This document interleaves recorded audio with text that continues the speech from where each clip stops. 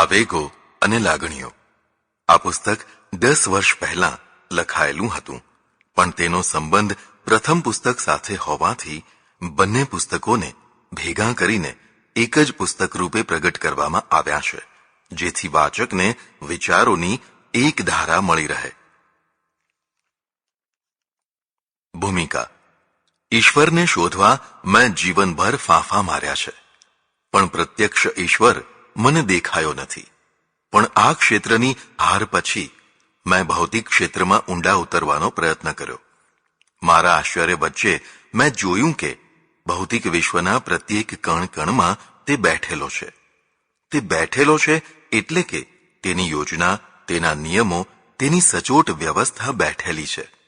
જેમ ગળાના હારમાં પ્રત્યેક કડી બીજી કડીથી ગૂંથાયેલી હોય છે, તેમ ભૌતિક જગતમાં પણ પ્રત્યેક ઘટક બીજા ઘટક સાથે ગાઢ રીતે, અનિવાર્ય રીતે સંકળાયેલો છે.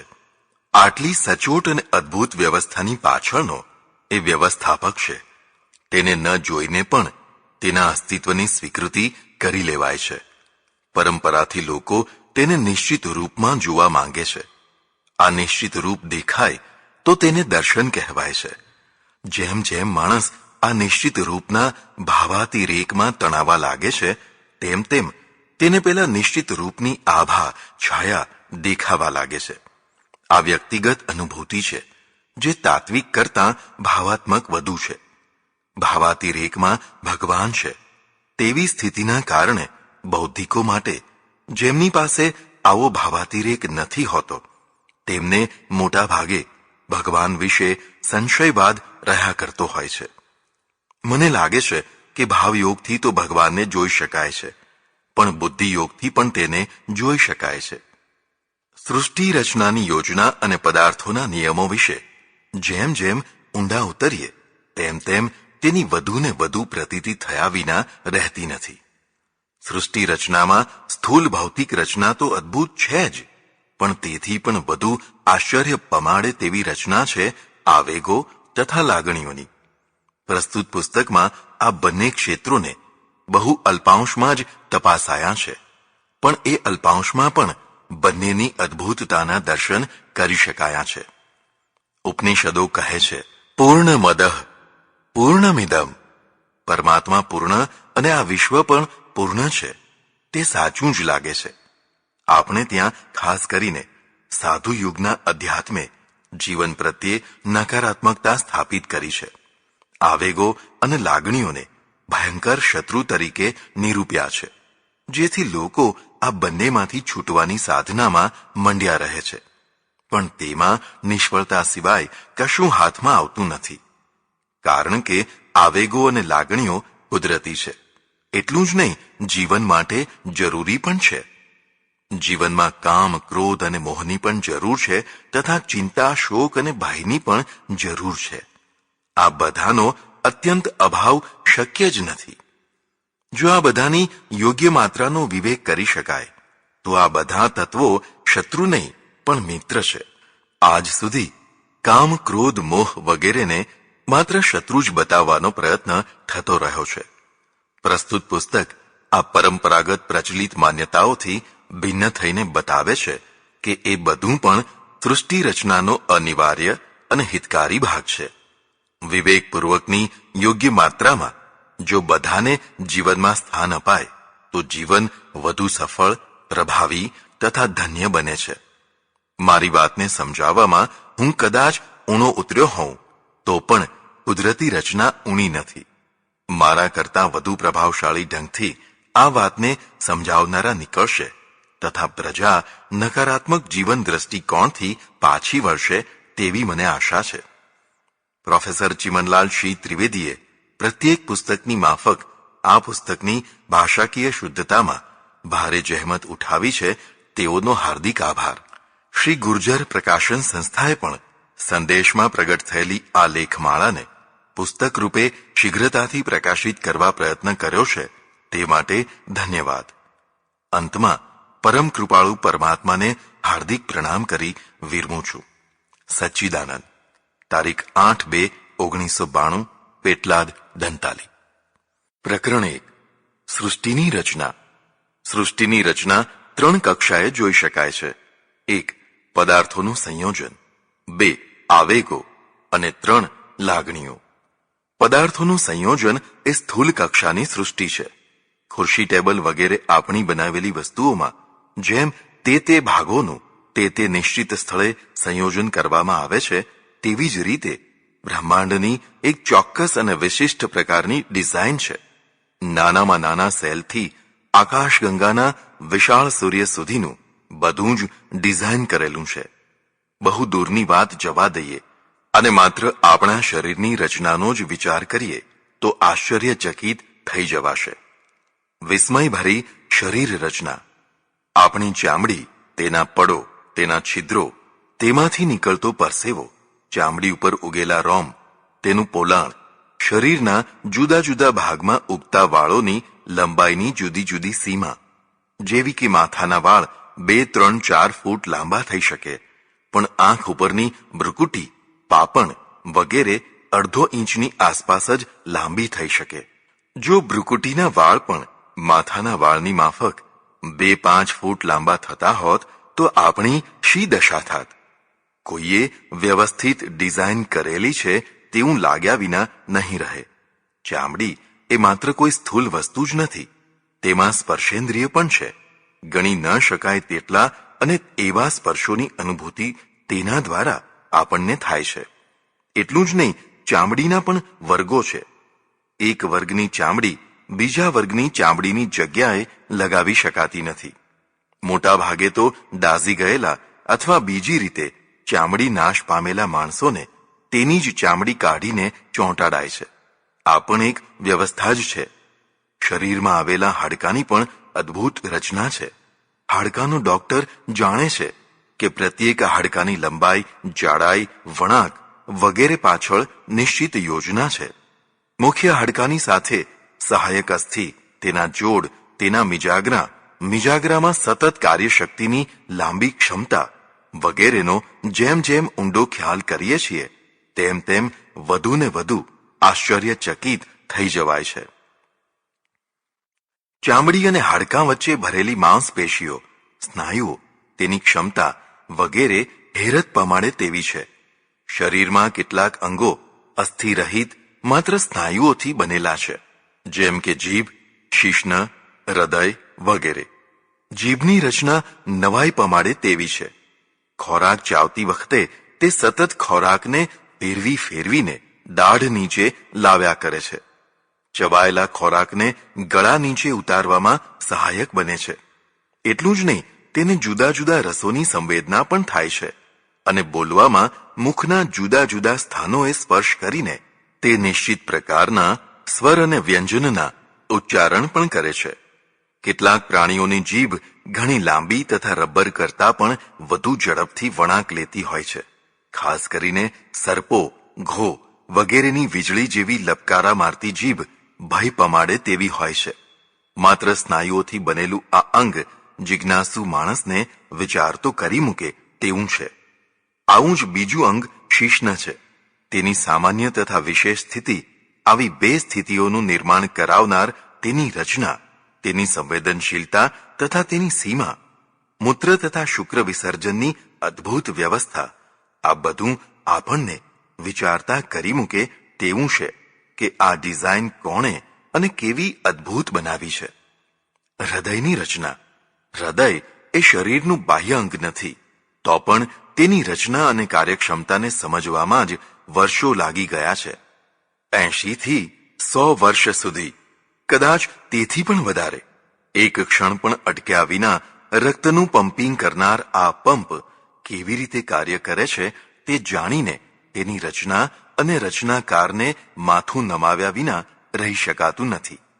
મેં એક સામયિકમાં વાંચ્યું કે હૃદયને તોડી નાખ્યા પછી તેના નાના નાના ભાગો પણ ધબકારા લે છે. એટલું જ નહીં, તે બધા સંગીતના લયની માફક તાલબદ્ધ એક સાથે ધબકે છે. એનો અર્થ તો એ થયો કે હૃદય સ્વશક્તિ સંચાલિત ધબકારા કરે છે. પણ ફરીથી પ્રશ્ન થાય છે કે હૃદયની બનાવટમાં એવા કેવા રસાયણો વપરાયા છે કે જેથી તે સ્વયં સંચાલિત થયા કરે છે. તેની કોરોનરી અને બીજી વ્યવસ્થા પણ દાદ માંગી લે તેવા છે. નાડીતંત્ર. શરીરમાં નખથી શિખા સુધી પ્રસરેલું નાડીતંત્ર એટલું વિશાળ તથા એટલું બધું જટિલ છે કે તેની કુલ લંબાઈ કેટલાય કિલોમીટરની થાય. નાડીઓની ગૂંથણીથી આખું શરીર ગૂંથાયેલું છે. ઝીણામાં ઝીણી નાડીઓનું અનુમાન સુકાયેલા પીપળના પાનથી કરી શકાય. આટલી ઝીણી નાડી પણ અંદરથી પોલી છે. તેમાં સતત રક્ત પ્રવાહ વહ્યા કરે છે. નહેરો અને પેટા નહેરોની માફક શાખા પ્રશાખાઓમાં વહેંચાયેલી આ જાડી પાતળી નાની મોટી અસંખ્ય નાડીઓની ગોઠવણી એવી છે કે કોઈ જગ્યાએ નાડી અથવા નાડીઓ કપાઈ જાય તો પણ રક્તવહનનું કાર્ય બીજી નાડીઓથી અવિરત થયા જ કરે. આ નાડીઓની મજબૂતાઈ પણ હેરત પમાડે તેવી છે. નિર્મિતિમાં સંતાયેલો નિર્માતા. પક્વાશય, લીવર, કિડની, મસ્તિષ્ક વગેરે શરીરના ભાગો અને તેમના કાર્યો તો જાણે કે અજાયબીનો સમુદ્ર છે. જેમ જેમ વધુ ઊંડી ડૂબકી મારો તેમ તેમ વધુ ને વધુ અજાયબી જોવા કે જાણવા મળે. શરીરના કેટલાક મહત્વના કોમળ ભાગો તો અત્યંત રક્ષિત બનાવાયા છે. મસ્તિષ્કની ઉપર ખોપરીનું સુદૃઢ કવચ ઢાંકેલું છે. જો આવું કવચ ન હોત તો મસ્તિષ્કનું ટકવું જ શક્ય ન બનત. આવું જ પાંસળાની જાળી પાછળ મૂકેલા હૃદયનું પણ છે. આંખને ઢાંકણ આપીને ખુલ્લી અને બંધ થતી કરી, જ્યારે નાક કાન બંનેને ઢાંકણ વિનાના બનાવ્યા. શ્વાસોચ્છ્વાસની પ્રક્રિયા, પ્રાણવાયુનું ગ્રહણ અને શોષણ અને ઝેરી વાયુનું ઉત્સર્જન, પ્રાણવાયુ વિના ગૂંગળામણ અને મરણ, ખોરાકમાંથી રક્ત વગેરે તત્વોનું નિર્માણ તથા તેના દ્વારા શક્તિ પ્રાપ્તિ, રક્તની નિશ્ચિત પ્રકારની ઘટ્ટતા, તેથી વધુ કે ઓછી થાય તો અવ્યવસ્થા, રક્તચાપનું દર્દ, રક્તના પણ ગ્રુપ, કપાયેલા ભાગમાંથી નીકળતા રક્તને અટકાવવા આપોઆપ જામી જવાની પ્રક્રિયા, જુદી જુદી અંતઃસ્ત્રાવની તથા બહિસ્ત્રાવની ગ્રંથિઓની રચના, તેના દ્વારા પ્રવૃત્તિની ભૂમિકા, જુદા જુદા હોર્મોનની ઉત્પત્તિ અને તેના શારીરિક અને માનસિક પરિણામો, 5 જ્ઞાનેન્દ્રિયોની રચના અને તેના અસાધારણ કાર્યો. એમ કહી શકાય કે શરીરની સ્થૂળ રચનાનો પણ અભ્યાસ કરવામાં આવે તો પ્રત્યેક નિર્મિતિમાં એક નિર્માતા સંતાયેલો જોવા મળશે. આ બધું આપોઆપ અકસ્માત એમને એમ થઈ ગયું છે તેવી વાતો માત્ર હાસ્યાસ્પદ જ નહીં, અત્યંત છીછરી લાગ્યા વિના નહીં રહે. પરમેશ્વરના દર્શન તેની કૃતિમાં કરનારને નિરાશા નહીં મળે. વિશ્વ અને આપણું શરીર એ પ્રત્યક્ષ કૃતિ છે. તેમાં પ્લાન છે, વ્યવસ્થા છે, સંયોજન છે, સર્જન વિસર્જનનું સાતત્ય છે. ડગલે ને પગલે એક નિશ્ચિત ડિઝાઇન દેખાય છે. જેમ જેમ આ કૃતિને ઊંડાણથી જોવા સમજવાનો પ્રયત્ન થાય છે તેમ તેમ તેના કર્તાની વધુ ને વધુ સ્પષ્ટ ઝાંખી થવા લાગે છે. આ અનુમાન નથી, અનુભૂતિ છે. જો કોઈ પૂર્વગ્રહોનો વળગાડ ન વળગ્યો હોય તો કોઈ પણ વિચારક આ અનુભૂતિને પામી શકે છે. પરમાત્મા મહાન છે એટલા માટે કે તેની પ્રત્યેક કૃતિ મહાન છે. ભલે આપણે કર્તાને ન જોઈ શકતા હોઈએ, તેની કૃતિને તો જોઈ શકીએ છીએ. કૃતિને મિથ્યા કે કાલ્પનિક કહેવાથી તો કર્તાની જ મહત્તા સમાપ્ત થશે. મહાન કૃતિ વિના કોઈ પણ મહાન થઈ શકે નહીં. વિશ્વ મહાન છે, તેની રચના અદ્ભુત છે, તેની વ્યવસ્થા સર્વોત્તમ છે. જો કોઈ વ્યક્તિ વિશ્વની રચનાનું નિરીક્ષણ કર્યા કરે તો તેને જ અજાયબી દેખાશે. પશુ પંખી અને પ્રાણી સૃષ્ટિ, ઉડતા પક્ષીઓ, તેમના સમૂહો, સમૂહોની વ્યવસ્થા, પક્ષીઓની ઉડવાની ક્ષમતા, સ્થિર ઉડવાની કળા, તેમની લાંબી ટૂંકી ચાંચો, તેના વણાકો, પતંગિયા અને માખી જેવા સામાન્ય જંતુઓની પાંખોનું હલકાપણું, 1 સેકન્ડમાં અસંખ્ય વાર પાંખો ફફડાવવાની વ્યવસ્થા, માળો બાંધવાની કળા, દર બનાવવાની કળા અને જરૂર પડે ત્યારે હજારો કિલોમીટર ઉડીને દૂર સુધીનો પ્રવાસ કરવાની દિશાસૂઝ. આ બધું જોઈ જોઈને આપણે નવાઈ ન પામીએ તો જ નવાઈ કહેવાય. સમુદ્રમાં રહેનારા અસંખ્ય જળચર પ્રાણીઓ, તેમના રંગો, તેમના વિશાળ અને કદાવર આકારથી સૂક્ષ્મ આકાર સુધીની અસંખ્ય કક્ષાઓ, જળમાંથી જ પ્રાણવાયુ ગ્રહણ કરવાની વ્યવસ્થા, જળની બહાર નીકળતા જ ગુંગળાઈ જઈને મરી જવાની વ્યવસ્થા, આ બધું આપણને વિચિત્ર લાગે તેવું છે. સ્થળચર પ્રાણીઓ પાણીમાં અને જળચર પ્રાણીઓ જળ બહાર ગુંગળાઈ મરે. આવી ઉલટી વ્યવસ્થા કરવા માટે બંને પ્રકારના શરીરોમાં કયા મહત્વના રસાયણોનો ભેદ કરાયો હશે? વનરાજીની વ્યવસ્થા. આવું જ વનરાજીની વ્યવસ્થામાં જોઈ શકાય છે. પર્યાવરણનું સંતુલન જાળવવા ઝેરી વાયુથી જીવનારા વૃક્ષો બનાવ્યા અને તેમનો ઝેરી વાયુ એટલે કે પ્રાણવાયુ લોકો માટે જીવન બની રહે તેવી વ્યવસ્થા કરી. પ્રાણીઓની માફક વૃક્ષો પણ પ્રાણવાયુનું જ ગ્રહણ કરતા હોત તો આપણી સૃષ્ટિ ક્યારનીય નિર્જીવ થઈ ગઈ હોત. જીવસૃષ્ટિના ભેદો. જીવસૃષ્ટિના ભેદો પણ એક વ્યવસ્થા છે. ઈંડામાંથી સૃષ્ટિ, ખાસ કરીને ઉડનારા પક્ષીઓને લાંબો સમય સગર્ભાવસ્થા અને તેનો ભાર ન ભોગવવો પડે તે માટે શિશુઓના જન્મને 2 ભાગમાં વહેંચી નાખ્યો. એક ભાગ માતાના ઉદરમાં અને બીજો ભાગ ઈંડાના રૂપમાં બહાર.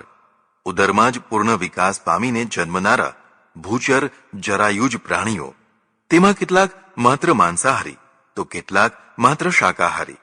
બંનેની શરીર રચનામાં પાયાનો ભેદ, બંનેની દોડવાની, બચાવ તથા સંહારની અલગ અલગ ક્ષમતા, પ્રજનન ક્રિયાની ભિન્નતા, બાળ ઉછેરની પણ ભિન્નતા વગેરે એક પૂર્ણ વ્યવસ્થા છે. પૂર્વ નિર્ધારિત રચના. એક વાઘ અથવા એક હરણ પોતાની ઈચ્છાથી પોતાનું જીવન જીવતા નથી, પણ કોઈએ તેમના જીવનની પૂરી વ્યવસ્થા નિર્ધારિત કરી છે. એટલે તે પ્રાણીઓ, પક્ષીઓ વગેરે એક નિશ્ચિત રેખા ઉપર જીવન જીવે છે. વાઘ પુરુષાર્થ કરીને પણ માછલી ન થઈ શકે અને માછલી પુરુષાર્થ કરીને પણ પક્ષી ન થઈ શકે. સૌના માટે પૂર્વ નિર્ધારિત રેખાઓ છે. આ તો બાહ્ય અને સામાન્ય રેખાઓની વાત થઈ. જરા ઊંડાણથી જોઈશું તો ખ્યાલ આવશે કે પ્રાણી માત્રનો સ્વભાવ પણ ઘડાયેલો છે. આ સ્વભાવ એટલે કે પ્રકૃતિ પ્રમાણે માનવ તથા પશુ પક્ષીઓમાં પણ સારી, નરસી, અધમ કક્ષાઓ નિર્મિત થાય છે. મારું વ્યક્તિત્વ મારા સ્વભાવમાં છે. પ્રત્યેક ચેતનાવાળું પ્રાણી પોતાનો નિશ્ચિત સ્વભાવ ધરાવે છે અને નવાઈ તો એ છે કે આપણે આપણા સ્વભાવને થોડી વાર માટે તો દબાવી શકીએ છીએ, પણ હજારો પ્રયત્નો પછી પણ ધરમૂળથી તેનું પરિવર્તન નથી કરી શકતા. આપણા સ્વભાવમાં સ્વયં આપણને જ ન ગમતા કેટલાક તત્વો હોય છે, પણ આપણે તેને બદલી નથી શકતા. માણસ પોતાના સ્વભાવથી પણ ઘણીવાર લાચાર થઈ જતો હોય છે. કોઈએ આવા અનંત પ્રકારના સ્વભાવોની વ્યવસ્થા કરી લાગે છે. જીવન વ્યવસ્થા. જીવનની સાથે અવશ્યંભાવી મરણ તત્વ નિયોજિત થયું જોઈ શકાય છે. માણસે પોતે તો આ વ્યવસ્થા નથી જ કરી. જેણે જીવનની વ્યવસ્થા કરી છે તેણે જ તેની બાલ્યાવસ્થા, યુવાવસ્થા અને વૃદ્ધાવસ્થાની પણ વ્યવસ્થા કરી છે. કાળા વાળને ધોળા બનાવવાની વ્યવસ્થા નાના બાળકની અંદર પણ રહેલી જ છે. દાંત વિનાના બાળકોનો જન્મ સ્તનપાન માટે દાંતની અનાવશ્યકતા સૂચવે છે. જો દાંત સાથે જ બાળકો જન્મે તો વારંવાર માતાના સ્તનને ક્ષતિ થવાનો પણ ભય છે. સ્તનમાં ઉભરાતું દૂધ અને વહાલથી વારંવાર ચૂમીઓ કરતી માતાને પુરુષના જેવા દાઢીના વાળથી મુક્તિ આપવામાં શું વ્યવસ્થા નથી? મરણની પ્રક્રિયા, મળદાની કુદરતી વ્યવસ્થા, તેનું ફુગાઈ જવું, તરવું, કિનારે ફેંકાઈ જવું, તેમાંથી દુર્ગંધ નીકળવી, દુર્ગંધથી ગીધ વગેરે મૃતક પક્ષીઓનું ખેંચાઈ આવવું અથવા તેનું ખાતર થઈ જવું, આ બધામાં વ્યવસ્થા જ વ્યવસ્થા છે. આપણે કુદરતને જોઈએ, તપાસીએ, તેમાં ઊંડા ઉતરીએ અને વિચારીએ તો કણ કણમાં એક ગુપ્ત વ્યવસ્થા કામ કરી રહી છે એમ લાગ્યા વિના નહીં રહે.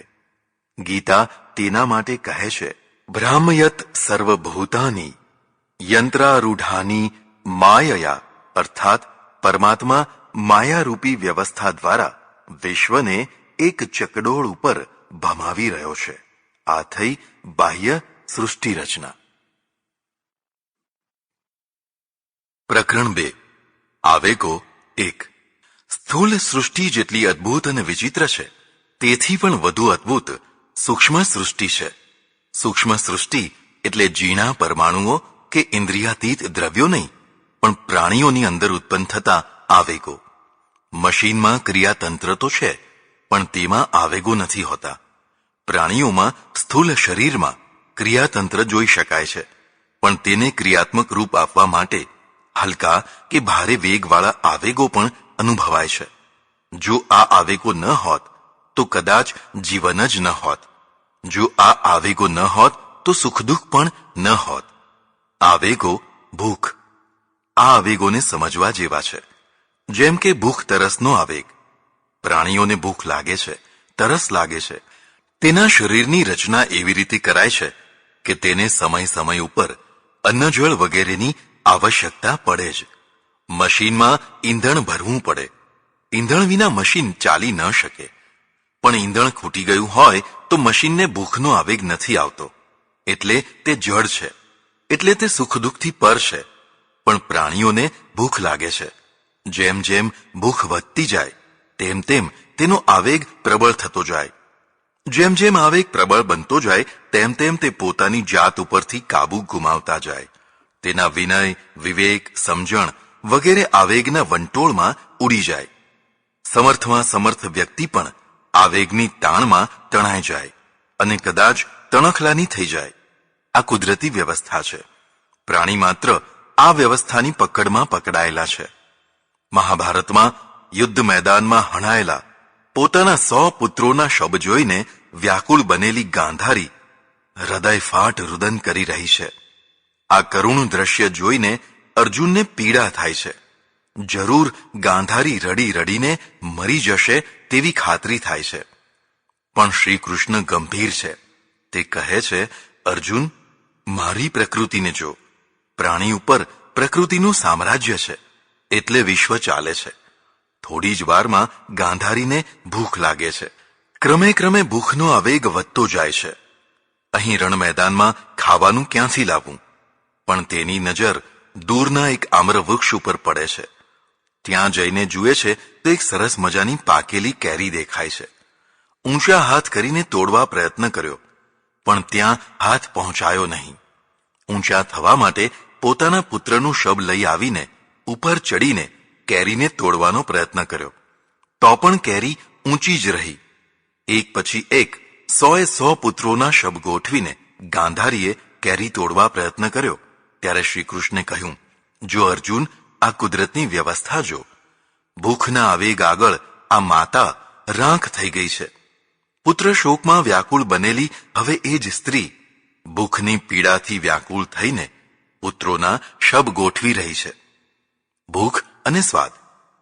ભૂખનો આવેગ કુદરતી વ્યવસ્થા છે, પણ તેમાં 2 વિભાગ છે. પેટમાંથી ઉત્પન્ન થયેલો આવેગ અને રસનેન્દ્રિયમાંથી સ્વાદ માટે ઉત્પન્ન થયેલો આવેગ. કુદરતે માત્ર ઉદરમાં જ ભૂખ મૂકી હોત અને સ્વાદનો આવેગ ન મૂક્યો હોત તો માણસ મોટા ભાગે મશીન કે અર્ધ મશીન જેવો બની ગયો હોત. જેમ મોટર ગાડીની ખાલી ટાંકીમાં પેટ્રોલ ભરી લેવાય છે, તેમ માણસ પણ પોતાના ખાલી પેટમાં ગમે તે ખોરાક ભરી લેત. પણ માણસ મશીન નથી. તેને સ્વાદ જોઈએ છે. માત્ર પેટ ભરવાનો પ્રશ્ન નથી. સ્વાદિષ્ટ વસ્તુઓથી પેટ ભરવાનો પ્રશ્ન છે. ઘણીવાર ઉદર તૃપ્ત હોય પણ સ્વાદેન્દ્રિય અતૃપ્ત હોય. માત્ર સ્વાદેન્દ્રિયની તૃપ્તિ માટે જે ખોરાક લેવાય છે તે અસંયમ છે, અતિભોગ છે. તે કુદરતી પણ નથી. એટલે તેના પરિણામ રોગ છે. અહીંથી માણસની જવાબદારી શરૂ થાય છે. ઉદર અને સ્વાદ બંને એકબીજાના પૂરક બને તો ખોરાક સુખરૂપ થવાની સાથે જીવન બને છે. પણ જો ઉદર અને સ્વાદ બંને એકબીજાના વિરોધી બને તો ખોરાક દુઃખરૂપ બનીને જીવનને મૃત્યુમાં પલટાવે છે. કેટલાક લોકોએ એવો માર્ગ શોધ્યો કે ખોરાક અને સ્વાદ બંનેનો ત્યાગ કરવો. આત્મબળ દ્વારા કે દુરાગ્રહ દ્વારા આવી પ્રક્રિયા થોડા દિવસો તો ચલાવી શકાય, પણ અંતે ખોરાકની અનિવાર્યતા રહેવાની જ. એટલે આ માર્ગમાં સાતત્ય નથી. ઘણીવાર એવું પણ બને કે ખોરાક અને સ્વાદનો ત્યાગ કરેલો હોય એવો માણસ અંતે બેબાકળો થઈને ખોરાક ઉપર તૂટી પડે. આ સંયમ નથી પણ નિગ્રહ છે. નિગ્રહ કુદરતી નથી, એટલે નિગ્રહની પાળ તૂટવાની જ છે. કોઈની 2 દિવસ વહેલી તૂટે તો કોઈની 2 દિવસ મોડી તૂટે, પણ નિગ્રહ કદી ચિરંજીવી ન હોઈ શકે. હા, સંયમ જરૂર ચિરંજીવી થઈ શકે. નિગ્રહની પાળ જ્યારે તૂટે છે ત્યારે તળાવનું સંગ્રહાયેલું તમામ પાણી વહી જાય છે. તળાવ ખાલી થઈ જાય છે અને વહેલું પાણી સ્વયં નષ્ટ થઈ બરબાદી પ્રસરાવે છે. તેમ તૂટેલો નિગ્રહ પ્રચંડ વેગથી વહેવા માંડે છે. એટલે ખોરાકનો નિગ્રહ એ કલ્યાણ માર્ગ નથી. સંયમ કે નિગ્રહ? કેટલાક લોકોએ એક બીજો માર્ગ શોધ્યો. તે છે ખોરાકનો સંયમ અને સ્વાદનો નિગ્રહ.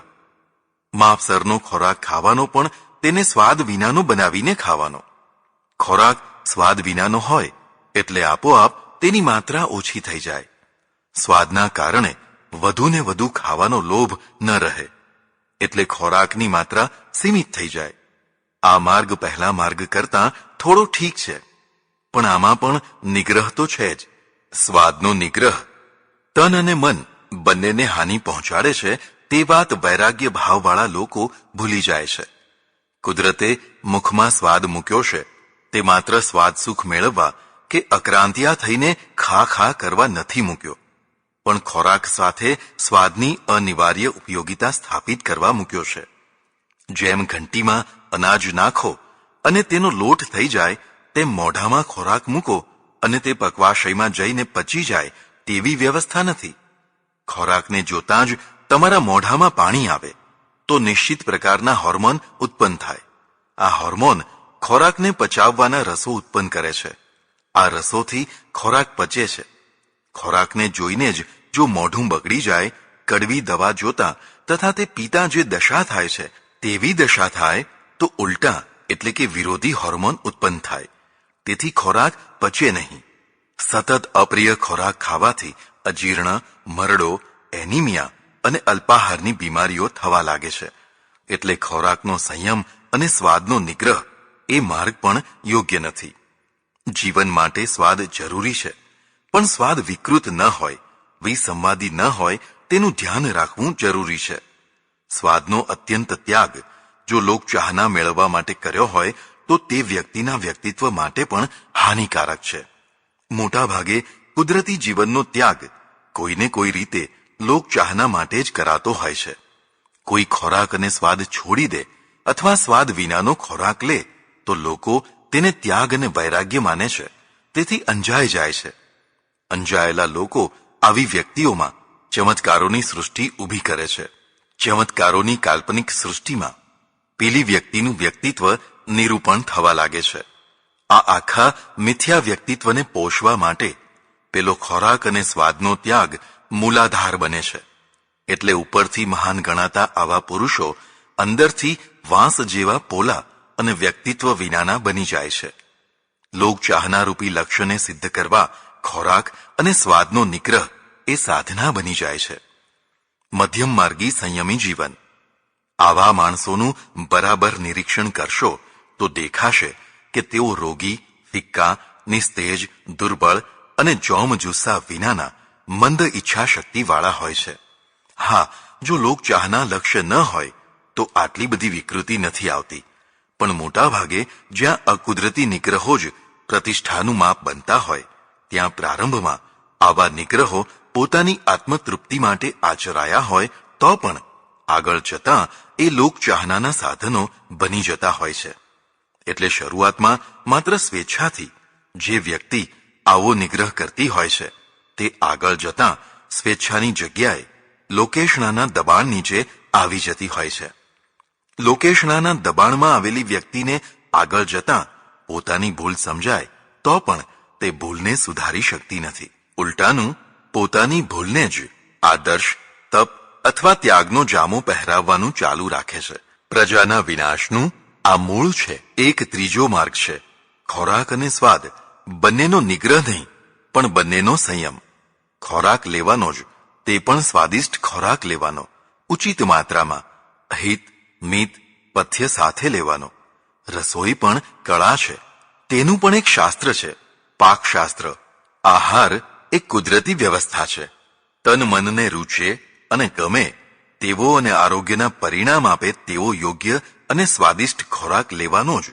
તેથી સુખ, તૃપ્તિ અને શાંતિ ત્રણેય મળે છે.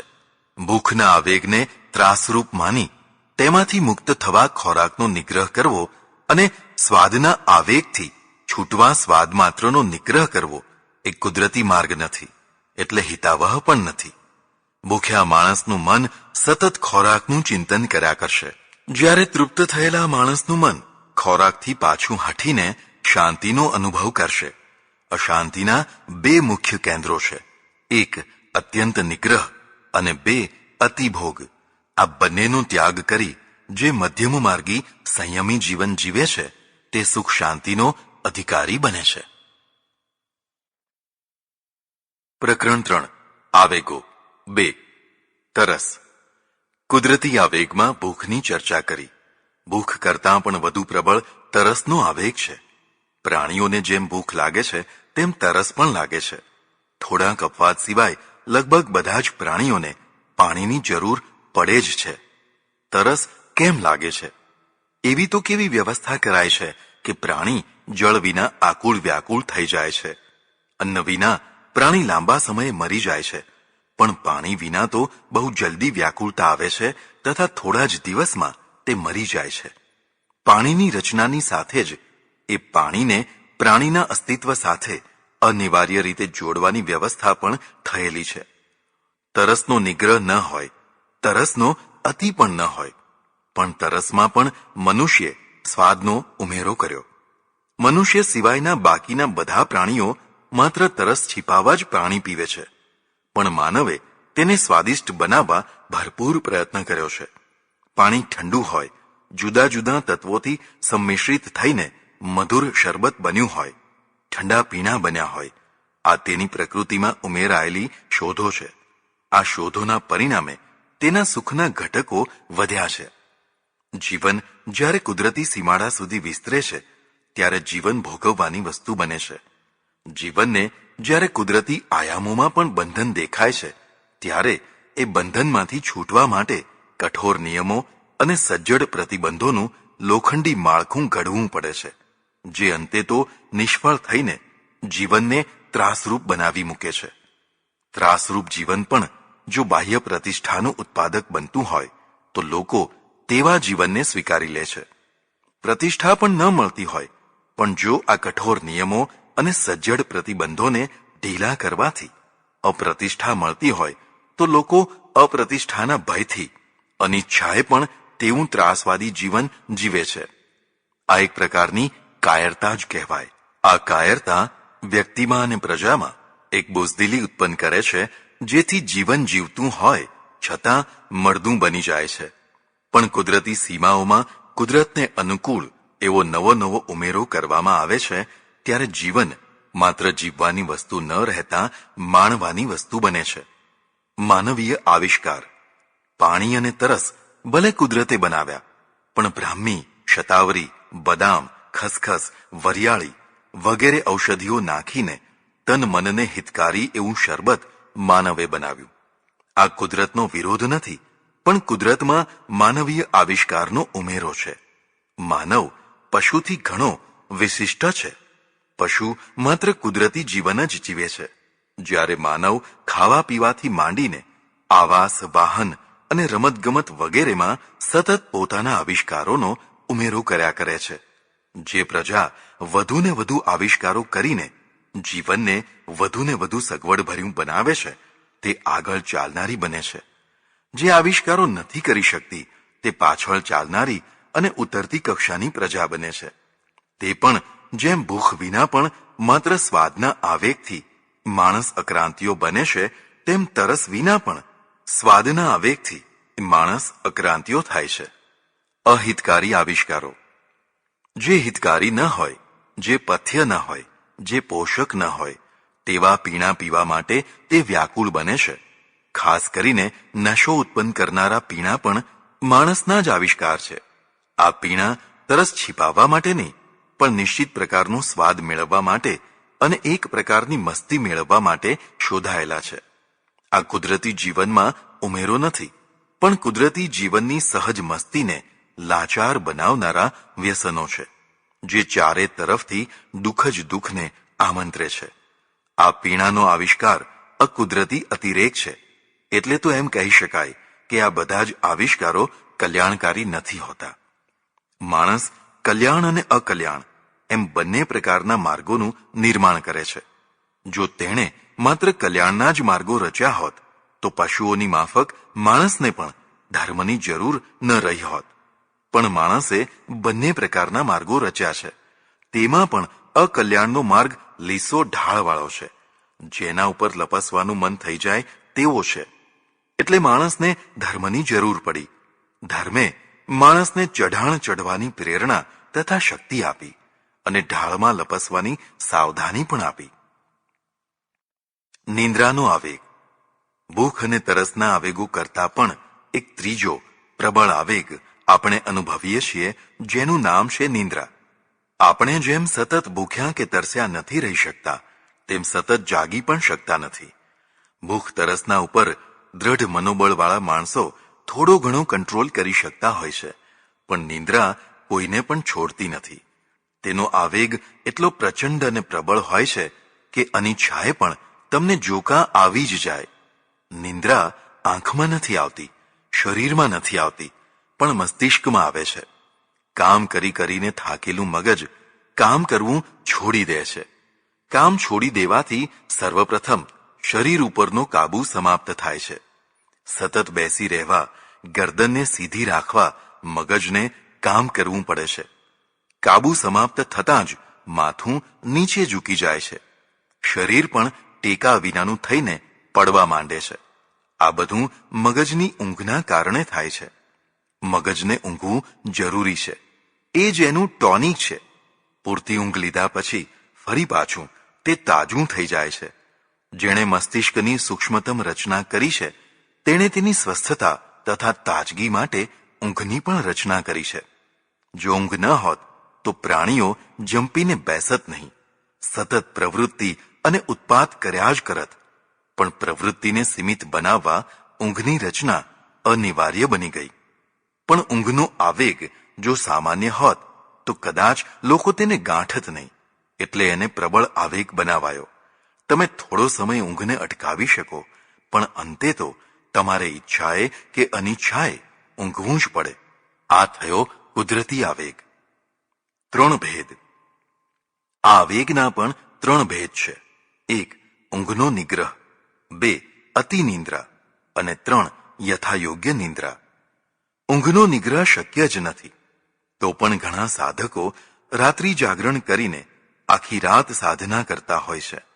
એક સાધક પોતાની ચોટીને દોરડાથી છતના કડા સાથે બાંધીને સાધના કરતા.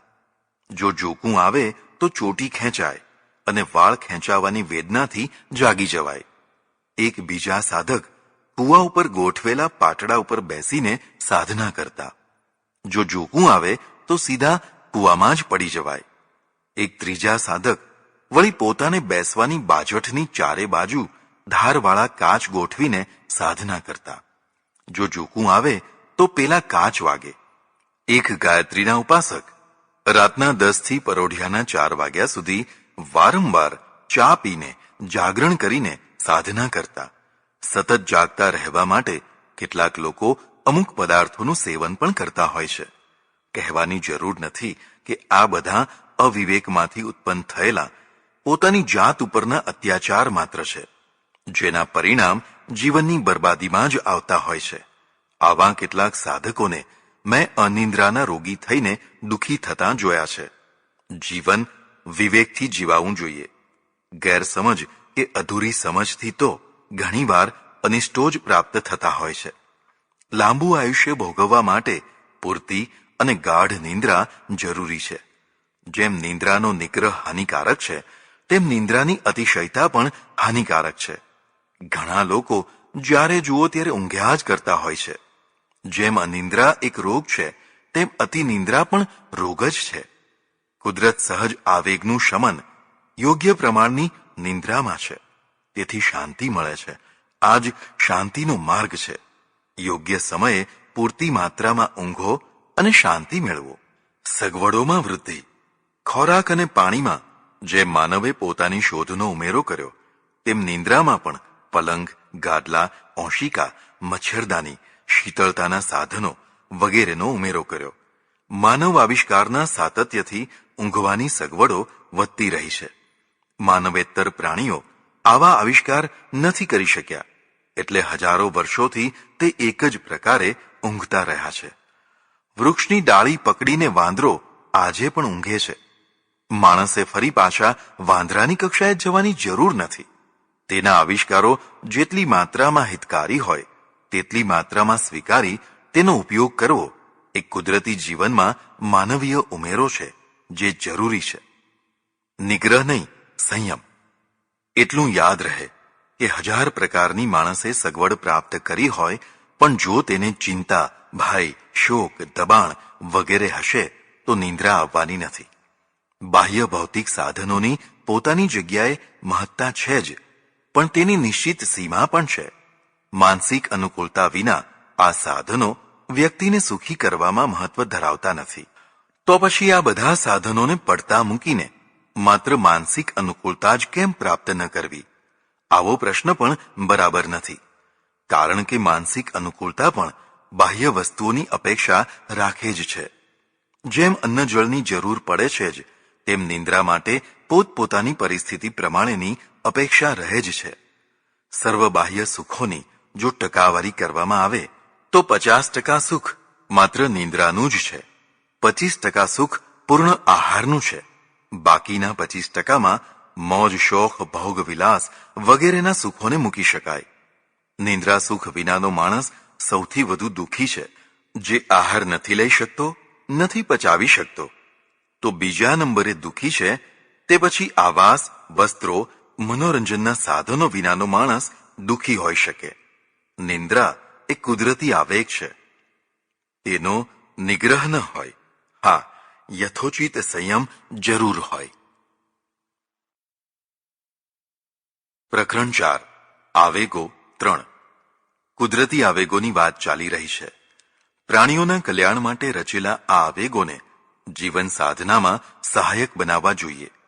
જો તેના આત્યંતિક નિગ્રહને જ સાધના માની લેવામાં આવે તો આ આવેગો સાધકના સૌથી મોટા શત્રુ થઈ જાય.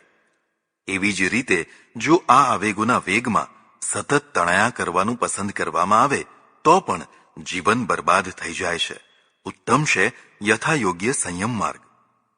છીંક, બગાસું, વાયુ, હેડકી વગેરે પણ સકારણ ક્વચિત આવનારા આવેગો છે. શરીરની રચના એટલી વ્યવસ્થિત થયેલી છે કે પ્રત્યેક અંગની રક્ષા તથા પૂરી કાર્યક્ષમતા માટે વ્યવસ્થા કરાય છે. ફેફસાં તથા શ્વાસનળીની સફાઈ માટે ઘણીવાર જોરથી છીંક આવે છે. જેમ કોઈ નળીમાં કંઈક ભરાઈ ગયું હોય તો પ્રેશરથી પાણી કે હવા છોડવામાં આવે તો ભરાયેલી વસ્તુ નીકળી જાય છે, તેમ કફ, રોગના જંતુઓ વગેરેને બહાર કાઢી નાખવા જોરથી છીંક આવે છે. આ પણ કુદરતી વ્યવસ્થા છે. સતત છીંકો આવ્યા કરવી એ બીમારી છે, પણ કુદરત સહજ કોઈ વાર છીંક આવવી એ જરૂરી છે. છીંકને બળ કરીને રોકવી એ કુદરત દ્રોહ છે અને તેના માઠા પરિણામો ભોગવવા જ પડતા હોય છે. ખાસ કરીને દબાયેલી છીંક જ્યારે બળ કરીને બહાર નીકળવા મથે છે અને બહાર નીકળવાની તેની જગ્યા નથી મળતી ત્યારે શરીરની કોઈ બીજી નાડીઓમાં તેનો પ્રવેશ થઈ જાય છે, જેથી ભયંકર અને ઘણીવાર ન મટી શકે તેવી બીમારી થઈ જતી હોય છે. છીંક ખાવાથી અપશુગન થાય છે તેવો વહેમ દૂર કરીને નાક આગળ રૂમાલ રાખીને છીંક ખાવી જરૂરી છે. વહેમનું પણ એક વિચિત્ર અલિખિત શાસ્ત્ર છે. જેમ કે એક છીંકથી અપશુગન થાય પણ 2 છીંકથી ન થાય. સામી છાતીએ ખાવાથી થાય પણ પાછળ કે ડાબી જમણી છીંક ખાવાથી તેનો પ્રભાવ ઓછો થઈ જાય વગેરે. આ વહેમ છે, તેમાંથી સદંતર મુક્ત થવું જોઈએ. બગાસું. મસ્તિષ્કને પૂરતો પ્રાણવાયુ ન મળતો હોય ત્યારે વધુ પ્રાણવાયુ લેવા માટે બગાસું આવતું હોય છે. નાકથી લેવાતી હવા ઓછી પડવાથી મુખવાટે મોટા પ્રમાણમાં હવા લેવાની જરૂર પડે છે, તે બગાસું છે. મસ્તિષ્કને કંટાળો આવે ત્યારે નીરસ દ્રશ્યો જોવાની અથવા નીરસ શ્રવણ કરવાની ફરજ પડે ત્યારે આવા થાકેલા મગજને જબરદસ્તી ઊંઘતું રોકવામાં આવે ત્યારે મગજને પ્રાણવાયુની જરૂર પડતી હોય છે. આવા સમયે બગાસા આવતા હોય છે. જેમને કંટાળાજનક દર્શન શ્રવણ ક્રિયા નથી કરવી પડતી હોતી તથા જે સમયસર નિંદ્રા લેતા હોય છે તેમને ભાગ્યે જ બગાસા આવતા હોય છે. હેડકી. આવી જ રીતે પક્વાશયમાં અથવા તેના માર્ગમાં કોઈ અસ્વીકાર્ય તત્વ આવી જાય ત્યારે હેડકી આવે છે. પાણી પીવાથી મોટા ભાગે તે બંધ થઈ જાય છે, કારણ કે માર્ગમાં અટકેલી પેલી સૂક્ષ્મ વસ્તુ ખસી જાય છે. હેડકીને પણ કોઈની યાદ સાથે જોડી દેવાય છે. પ્રત્યેક વ્યક્તિને કોઈને કોઈ યાદ કરનારું હોય જ છે. હેડકી આવવાથી સામેની વ્યક્તિ યાદ ન પણ કરતી હોય તો પણ હેડકીવાળી વ્યક્તિ તો ફલાણી વ્યક્તિ મને યાદ કરે છે એવું સમજીને તેને યાદ કરવા લાગે છે. વિચારોની પણ એક અતિ આંતરિક ટેલિપથી છે. અસંખ્ય વાર અનેક માણસોને એના અનુભવ થયા છે, એટલે સ્મૃતિથી સ્મૃતિને પ્રેરણા મળે છે. મળમૂત્ર વિસર્જન. વારંવાર સતત હેડકી આવવી એ બીમારી છે. મળમૂત્રનું વિસર્જન પણ કુદરતી આવેગ છે. માણસ થોડો સમય તો તેને રોકી શકે, પણ અંતે તો તેણે આ આવેગને વશ થવું જ પડે. મળમૂત્ર વગેરેના આવેગોને હઠ કરીને સતત રોકી રાખનારા પણ કુદરત દ્રોહી બને છે અને કુદરતનો દંડ ભોગવે છે. જે કુદરતે શરીરને વૃત્તિ તથા શક્તિ માટે ભૂખ તરસનો આવેગ મૂક્યો છે તેણે જ અન્ન જળના કચરાને દૂર કરવાનો બીજો આવેગ મૂક્યો છે. ભૂખ તરસની તીવ્રતા પણ માણસને વ્યગ્ર કરી મૂકે છે. ભૂખ તરસને તો કદાચ લાંબો સમય રોકી શકાય, પણ મળમૂત્રના આવેગોને લાંબો સમય રોકી જ ન શકાય. પશુ પક્ષીઓ આ આવેગોને રોકતા નથી, એટલે તેઓ ઓછા વ્યગ્ર તથા ઓછા બીમાર થાય છે. સંડાસ બાથરૂમ વિનાના ઘરોમાં રહેનારા માણસો, ખાસ કરીને સ્ત્રીઓની મોટા ભાગની બીમારીઓ કુદરતી હાજતોને સતત અવરોધવાથી થતી હોય છે. ન પચાવી શકાય તેવું અને તેટલું સતત ખાખા કરનાર પ્રથમ ઉદરરોગી બની અંતે બહુરોગી બની જતો હોય છે. આરોગ્યનું મૂળ જઠરાગ્નિની દુર્બળતા છે. અકુદરતી જીવન જીવનારા સાધકો હંમેશા અગ્નિમાંદ્યના શિકાર બનતા હોય છે. તેથી અનેક રોગોથી ઘેરાયેલા રહે છે. એમની અવિવેકી સાધના એક પ્રકારની આત્મઘાતી પ્રવૃત્તિ જ બની જતી હોય છે.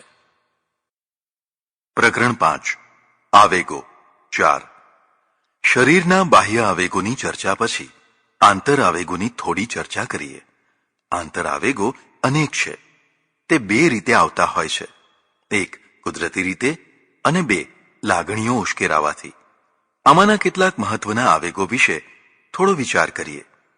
પ્રાચીન ધર્મગ્રંથોમાં વારંવાર બતાવવામાં આવ્યું છે કે જીવાત્માના 6 મોટા શત્રુઓ છે. 1. કામ, 2. ક્રોધ, 3. લોભ, 4. મોહ, 5. મદ અને 6. મત્સર. એ 6 ને ષડરીપુ કહેવાય છે. તેમાં કામ સિવાયના બાકીના 5 નિમિત્ત પ્રાપ્ત થતાં આવેગ બનીને આવે છે. પણ પ્રથમ કામ તો સ્મૃતિ માત્રથી જ હાજર થઈ જાય છે, એટલે તેનું નામ સ્મર પણ રખાયું છે. વિશ્વરચનાની અસંખ્ય અદ્ભુતતામાં એક મહત્વની અદ્ભુત રચના છે કામ. નર માદા એકબીજા પ્રત્યે તીવ્ર આકર્ષણ અનુભવે અને આ આકર્ષણ સહચારની પરાકાષ્ઠા સુધી પહોંચે નહીં ત્યાં સુધી તીવ્ર વ્યાકુળતા અનુભવે એ કુદરતી રચના છે. આવી વ્યગ્રતા, આવી તીવ્ર વ્યાકુળતા શા માટે રચવામાં આવી? વિશ્વ આખું સૂર્યના તાપથી જેટલું સંતપ્ત નથી થતું તેટલું કામના તાપથી સંતપ્ત થયા કરે છે. કામ પીડા એ માથાના દુખાવા કરતાં વધુ ત્રાસદાયી પીડા છે. માથાના દર્દવાળો માણસ તો 2 ગોળીઓ ખાઈને કે માથા ઉપર ઠંડા પોતા મૂકીને પણ કદાચ ઊંઘી શકે, પણ કામ જ્વરથી પીડાતી વ્યક્તિ માટે નથી તો કોઈ ગોળીઓ કે નથી કોઈ પોતા. તે નથી તો ઊંઘી શકતી કે નથી જાગી શકતી. આવી ભયંકર ઉપાધિ બનાવવાની શી જરૂર? આવા ત્રાસની રચના કરીને પછી શાંતિથી રહેવાની વાતો કરવાનો કોઈ અર્થ ખરો? કામ ક્યાં કોઈને શાંતિથી જીવવા દે છે? મોટા ભાગે આત્યંતિક નિગ્રહ માર્ગી સાધકોની આ આંતરિક દશા છે. જરા કુદરતની આંખે આપણે કામની રચનાની તપાસ કરીએ. જેણે પ્રાણીઓની રચના કરી છે તે ઈચ્છે છે કે પ્રાણીઓનો વંશ આગળ પણ ચાલુ રહે. વંશ ચાલુ રાખવા કામરૂપી પ્રચંડ વેગની રચના પણ તેણે જ કરી. નર માદા બંનેમાં પરસ્પર પ્રત્યે બેહદ આકર્ષણ પણ તેણે જ મૂક્યું છે. બે પુરુષો કે બે સ્ત્રીઓ પરસ્પર ભાગ્યે જ આકર્ષિત થાય છે. સજાતીય સ્પર્શ કે સહવાસમાં ભાગ્યે જ કોઈ રસોત્પત્તિ થતી હોય છે. પણ વિજાતીય દર્શન, શ્રવણ, સ્પર્શ, સહવાસ વગેરે બધું જ આકર્ષણથી ભર્યું ભર્યું બનાવ્યું છે. જો વિજાતીય સંપર્ક મળે જ નહીં તો તે મેળવવાની પ્રચંડ ઝંખના, તે માટે સાહસ, ન્યોછાવર વગેરેની તૈયારી પણ આ આકર્ષણથી જ થાય છે. રાસાયણિક દ્રષ્ટિએ જોઈએ તો શરીર દુર્ગંધ, અશુચિ, રોગના કીટાણુઓ અને ક્ષણભંગુરતાથી ગ્રસ્ત છે. તેનો સ્પર્શ કરવો પણ ન ગમે તેવું છે. આવા અત્યંત ઘૃણિત શરીર પ્રત્યે પણ સ્પર્શાદિની જે તીવ્ર ઈચ્છા થાય છે તે કામના કારણે થાય છે. કામનો તીવ્ર આવેગ વંટોળિયો થઈને આવે છે અને બે વિજાતીય શરીરોને સહચારની કક્ષા સુધી પહોંચાડી મૂકે છે, જેથી આગળનો વંશ ચાલુ રહે છે. પશુ, પક્ષી, કીટ, પતંગ વગેરે કોઈ સમજણ કે ડાપણપૂર્વક સંભોગ કરતા નથી. કુદરત તેની રચના પ્રમાણે બળજબરીથી આ કામ કરાવે છે, કારણ કે કુદરત ઈચ્છે છે કે જીવજંતુઓનો વંશ આગળ ચાલુ રહે. કામાવેગના મુખ્યત્વે 3 રૂપ છે. 1. નિશ્ચિત સમય પૂરતો જ આવનારો વેગ. 2. ઋતુ પ્રેરિત જ આવનારો આવેગ. અને 3. હંમેશા આવનારો વેગ. પશુ પંખીઓને નિશ્ચિત સમયે જ કામાવેગ આવે છે. કૂતરા વગેરે પ્રાણીઓને વર્ષમાં એકાદ વાર એક સાથે એક સમયે નિશ્ચિત અવધિ સુધી કામાવેગ આવે છે. કુદરતની અદ્ભુત રચના તો જુઓ. જે પ્રાણીઓમાં માદા જ્યારે રજસ્વલા થાય છે તે પ્રાણીઓમાં નરને પણ ત્યારે જ કામાવેગ આવે છે. ગાય, ભેંસ વગેરેની માફક પ્રત્યેક મહિને કૂતરી વગેરે માદાઓ રજસ્વલા નથી થતી. વર્ષમાં માત્ર એક જ વાર થાય છે. તેની સાથે જ નર પ્રાણીઓમાં પણ વીર્ય વૃદ્ધિ થવા લાગે છે. માદાના શરીરમાં રજસ્ત્રાવ થતાં જ અને નરના શરીરમાં એ જ સમયે વીર્ય વૃદ્ધિ થતાં જ બંનેમાં એકી સાથે કામાવેગ ઉત્પન્ન થાય છે. માદાનું રજ સફળ થઈ જતાં જ નરના શરીરમાં પણ વીર્ય ગ્રંથિઓ સુકાવા લાગે છે, એટલે બંને કામવેગથી મુક્ત થઈ જાય છે. કૂતરા વગેરે પ્રાણીઓને નિશ્ચિત અવધિ સિવાય કામચેષ્ટા કરતા અથવા કામાતુર થતા ભાગ્યે જ જોઈ શકાશે. પણ આવી રીતે વર્ષમાં એકાદ અથવા 2 વાર કામગ્રસ્ત થનારા પ્રાણીઓ એકી સાથે અનેક બચ્ચાની પ્રસૂતિ કરતા હોય છે. આવા પ્રાણીઓનું આયુષ્ય બહુ લાંબુ નથી હોતું. તેઓ બહુ જલ્દી યુવાવસ્થાએ પહોંચે છે, 2 થી 3 વર્ષમાં, અને બહુ જ જલ્દી પ્રજનન કરે છે. સામાન્ય રીતે જે પ્રાણીને યુવાવસ્થાએ એટલે કે પ્રજનન ક્ષમતાએ પહોંચતા જેટલો સમય લાગે તે પ્રાણી તેથી 4-5 ગણું આયુષ્ય ભોગવતા હોય છે. બીજી કક્ષામાં ગાય, ભેંસ, હરણ વગેરે છે. આ પ્રાણીઓની માદાને પ્રત્યેક મહિને રજોદર્શન થતું હોય છે. કૂતરા વગેરેની માફક તેમનો વર્ષમાં કોઈ નિશ્ચિત સમય નથી હોતો. આખા વર્ષમાં ગમે ત્યારે રજોદર્શન થઈ શકે છે. માદામાં રજોદર્શનનું સાતત્ય હોવાથી આ પ્રાણીઓમાં નર એટલે કે સાંઢ, પાડા વગેરેમાં પણ સતત વીર્ય વૃદ્ધિ થયા કરે છે, એટલે તે આખું વર્ષ ગમે ત્યારે રજો અંડને ફલિત કરી શકે છે. આ પ્રાણીઓમાં પણ એક વિશેષતા છે. કામાવેગનું પ્રેરક બળ રજ છે. જો માદા રજસ્વલા થઈ હોય તો જ નરમાં કામાવેગ આવે. જો માદા રજસ્વલા ન થઈ હોય તો નરમાં કામાવેગ નથી આવતો. 100 ગાયો વચ્ચે રહેનાર સાંઢ ત્યારે જ કામાતુર થતો હોય છે જ્યારે કોઈ ગાયને રજોદર્શન થયું હોય. જો એક પણ ગાયને રજોદર્શન ન થયું હોય તો સાંઢ કામાવેગથી મુક્ત રહે છે. આ પ્રકારના પ્રાણીઓમાં પણ કામાવેગ એક જ વાર માત્ર રજને ફલિત કરવા પૂરતો જ આવતો હોય છે. આ પ્રકારના પ્રાણીઓમાં માદા અને નરની સ્થિતિ જુદી છે.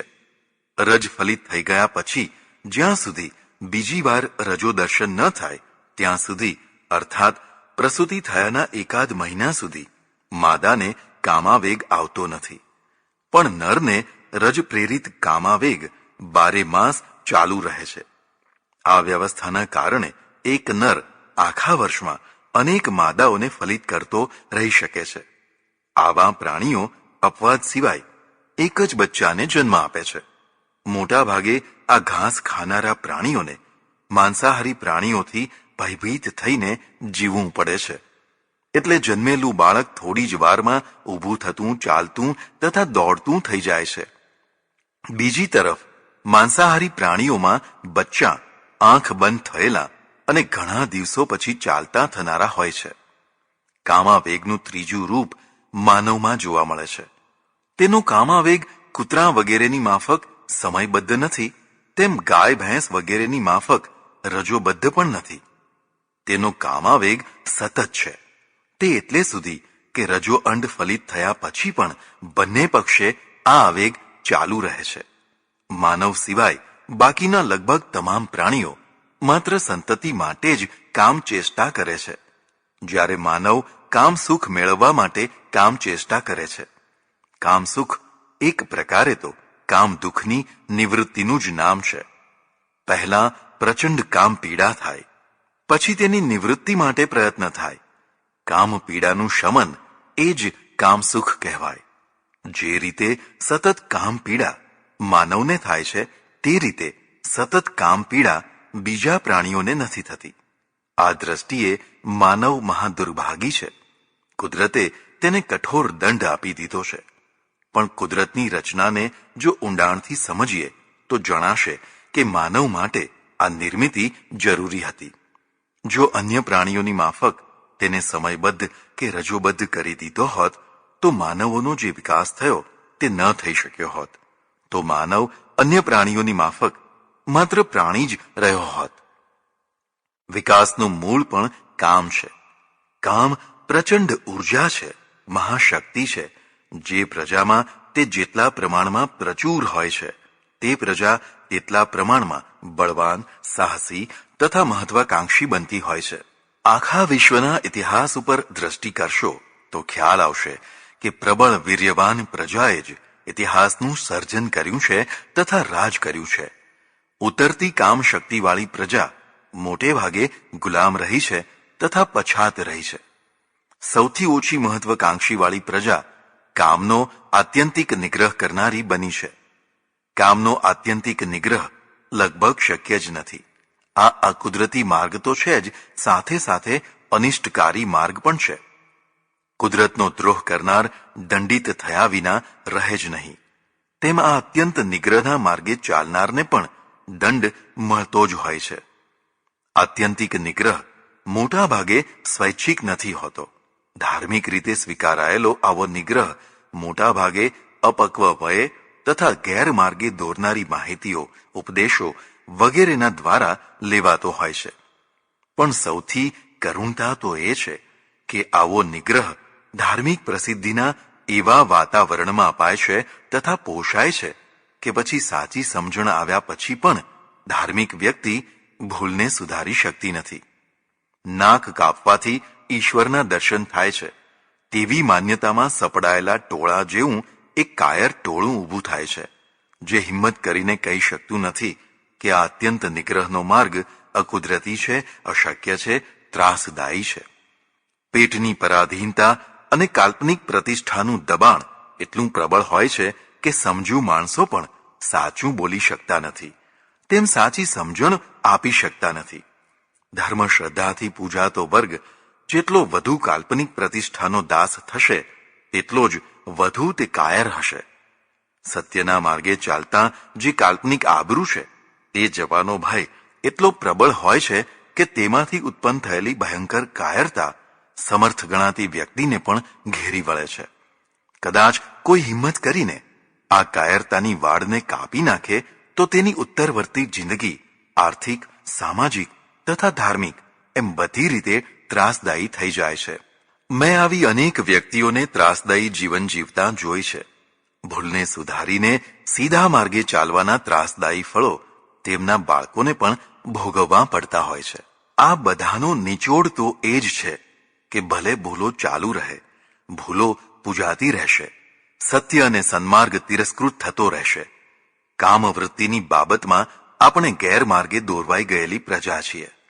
માત્ર નકારાત્મક વલણવાળા ઉપદેશોનો ધોધ વહાવીને આ ગેરમાર્ગને આપણે ધોરીમાર્ગ બનાવવાનો પ્રયત્ન કર્યો છે.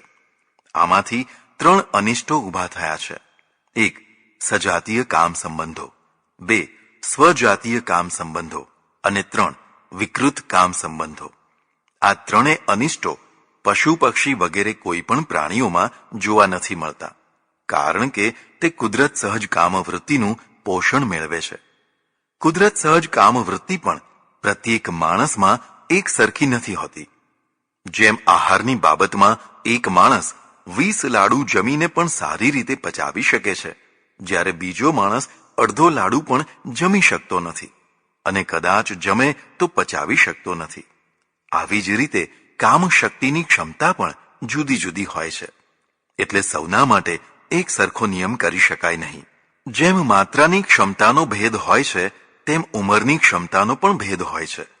કેટલાક માણસો બહુ જલ્દી કામ ક્ષમતા ગુમાવી બેસતા હોય છે, જ્યારે કેટલાક માણસો ઘણો લાંબો સમય આ ક્ષમતાને ટકાવી શકતા હોય છે. મોટા ભાગે ક્ષમતા કરતાં વધુ દોડનાર, વિકૃત માર્ગ સેવનાર, અકુદરતી નિગ્રહ સેવનાર આવી ક્ષમતા ખોઈ બેસે છે. શારીરિક ક્ષમતા ખોઈ દેનારની વાસના સૌથી વધુ પ્રબળ બની જાય છે. પ્રાપ્ત હોવા છતાં જેને ભોગવી ન શકાય અથવા પ્રાપ્ત જ કરી ન શકાય અને તીવ્ર ઈચ્છા રહે તે વાસના છે. વાસના અશાંતિની જનની છે. બીજી તરફ સમર્થ વ્યક્તિને જે કુદરતી આવેગ આવે છે તે તીવ્ર ઈચ્છા છે, વાસના નથી. ઈચ્છાને પૂરી કરી શકાય. પૂરી થયેલી ઈચ્છા તૃપ્તિ, પરમ તૃપ્તિ અનુભવે. તૃપ્તિ એ શાંતિની જનની છે. જ્યારે જે પ્રબળ ઈચ્છાઓને પૂરી ન કરી શકાય તે વાસના છે. આવી વાસનાઓથી રીબાતા માણસો ક્યું અનિષ્ટ નહીં કરે તે જ કહેવું મુશ્કેલ છે. સજાતીય, સ્વજાતીય અને વિકૃત કામ ચેષ્ટાઓ મોટા ભાગે કુદરતી માર્ગના પરિત્યાગથી થતી હોય છે, જેના પરિણામ શારીરિક દુર્બળતા, માનસિક ભીરુતા, નિસ્તેજતા, સ્વપ્રત્યે ધિક્કાર વૃત્તિ, નિરાશા વગેરેની સાથે એડ્સ જેવા રોગો અને દુઃખભર્યું જીવન તથા મરણ આ બધું પ્રાપ્ત થાય છે. જેણે પ્રજાને સહજ કુદરતી માર્ગથી ગુમરાહ કરીને આ અકુદરતી માર્ગે વાળી છે, તેણે પ્રજા પ્રત્યે મહાપાપ કર્યું છે એમ કહી શકાય. ભારતમાં ઋષિ પ્રણાલીનું જીવન તથા કબીર, નાનક વગેરે ગૃહસ્થાશ્રમી સંતોનું જીવન કુદરત સહજ જીવન છે. ઋષિઓએ કામનો નિગ્રહ નહીં પણ સંયમ બતાવ્યો છે. સંયમ એ સ્વયં ઔષધિ છે. આ ઔષધિ સંસાર માર્ગ માટે જેટલી કલ્યાણકારી છે તેટલી જ અધ્યાત્મ માર્ગ માટે પણ કલ્યાણકારી છે. કામ દમનનો સર્વાંગી માર્ગ સ્વયં પ્રજા તથા વ્યક્તિનું જ દમન કરી નાખે છે. આવી જ રીતે લગામ વિનાનું કામ પણ વિનાશ જ વિનાશ નોતરે છે. પુનરુક્તિનો દોષ વહોરીને પણ કહેવું પડે છે કે કામનો આવેગ એ માનવ જાતિ માટે સતત આવનારો આવેગ છે. કૂતરા વગેરેની માફક થોડા કાળ પૂરતો યા ગાય ભેંસ જેવા પ્રાણીઓની માફક ઋતુકાળ પ્રેરિત નથી. એટલે માનવ જાતિ માટે તેની સભાનતા તથા સાધના પણ સતત પ્રશ્ન બની રહે છે. આ પ્રશ્નને ઉકેલવાના 3 પગથિયાં છે. 1. કુદરતી અભિગમનો સ્વીકાર, 2. લગ્ન સંસ્થાનો સ્વીકાર અને 3. સંયમી જીવનનો સ્વીકાર. કુદરતી અભિગમનો સ્વીકાર એટલે ઋષિ પ્રણાલી પ્રમાણે ધર્મ, અર્થ, કામ અને મોક્ષ એમ 4 પુરુષાર્થોનું જીવનમાં સંતુલન. કામ એ પરમાત્માનું સર્જન માટેનું સર્જન છે. તે પાપ નહીં પણ પવિત્ર છે. કામ શક્તિ વિનાના અથવા ઓછી કામ શક્તિવાળા સંતાનોની યાચના કોઈ કરતું નથી. પ્રચંડ વીર્યવાન પ્રજા જ પરાક્રમી અને બાહોશ થઈ શકતી હોય છે. આ જીવન અખંડ બ્રહ્મચર્યના નામે ભોળા યુવાનોને બરબાદ થતા બચાવવા જોઈએ. આ જીવન અખંડ બ્રહ્મચર્ય એ કુદરતી માર્ગ નથી, સતત તાણમાં જીવવાનો માર્ગ છે. આધ્યાત્મિક જીવન માટે નિગ્રહની નહીં સંયમની જરૂર છે. સંયમ સ્વયં એક સાધના છે, અધ્યાત્મનું પૂરક તત્વ છે. તે વાત સમજાવવી જોઈએ.